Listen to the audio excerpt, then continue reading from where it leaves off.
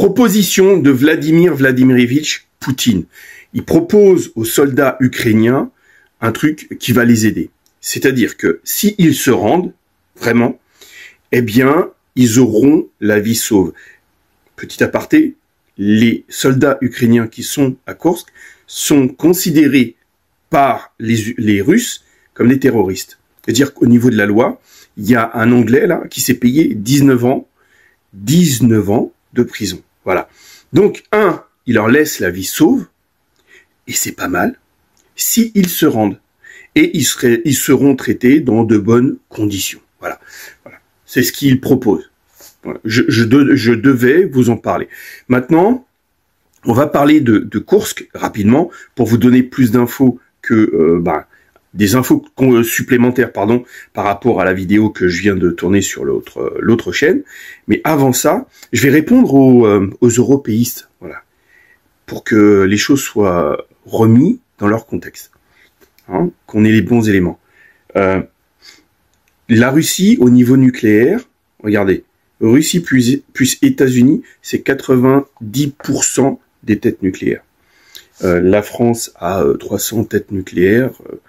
La Russie, c'est celle qui en a le plus.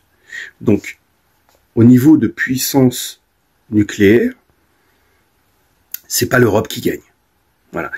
Deuxièmement, au niveau de l'armée de l'air, il y a un petit souci, c'est que la moitié de la puissance aérienne européenne, elle vient des États-Unis. Voilà, c'est la moitié, c'est les États-Unis.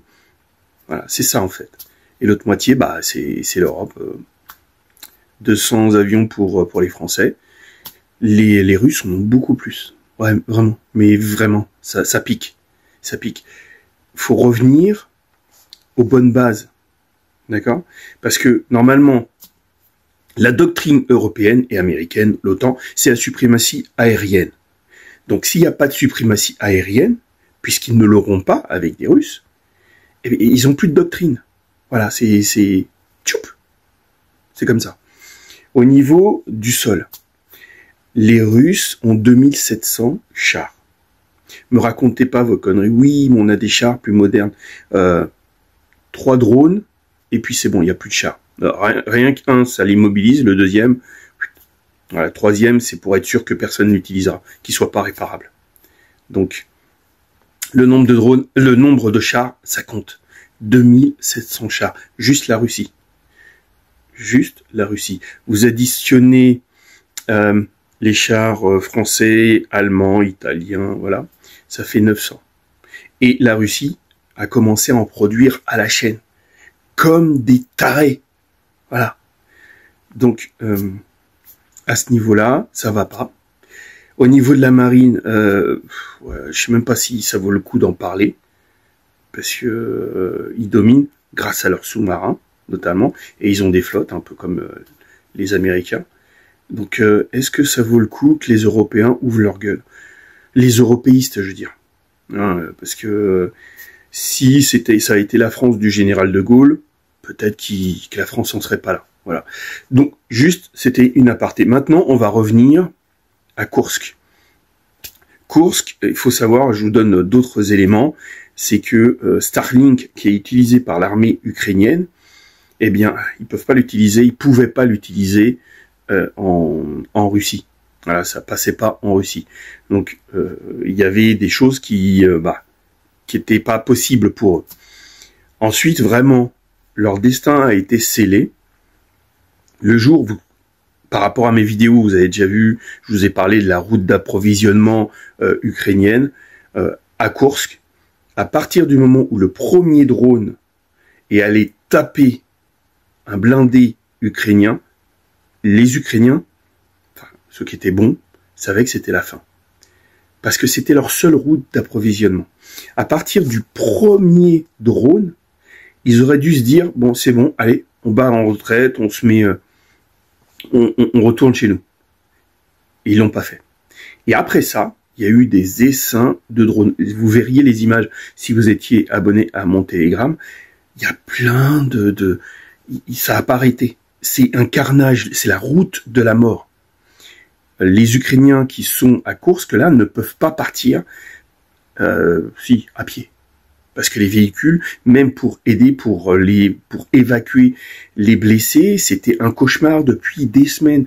Pour ravitailler, c'était un cauchemar parce que à chaque fois, ils se faisaient taper par des drones russes. Voilà, c'était le destin. Donc, ceux qui s'imaginent que ça va s'arrêter à Koursk, alors vous êtes dans le flou. Là, non, c'est le Koursk. Les Russes vont le récupérer. Là, c'est le début. C'est vraiment le début. Pourquoi? Parce qu'en fait, ils vont faire une zone tampon de soumis. Donc, les Russes vont continuer à grappiller du territoire ukrainien après Koursk. C'est-à-dire que là, maintenant, c'est fini Koursk, pratiquement. Là, ça va être soumis.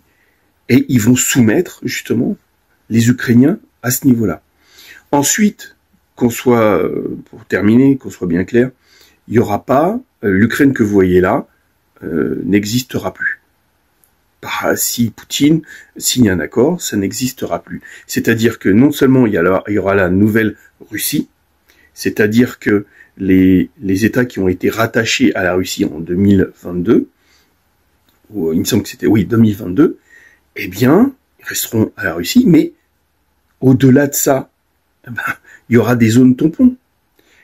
Je ne sais pas combien de kilomètres sera la zone tampon, mais il y aura une grande zone tampon bien au-delà des frontières des nouveaux États russes. Eh oui. C'est pour ça que vous voyez certaines cartes où on vous dit, il y aura une partie de l'Ukraine qui appartiendra aux Russes, il y aura les zones tampons, et il y a des parties de l'Ukraine qui seront récupérées, par la Roumanie, la Pologne et la Hongrie. Voilà. Et l'Ukraine, ce sera juste un petit morceau. Voilà. Bon, c'est les infos complémentaires que je voulais vous donner. Serrez les rangs et restez unis.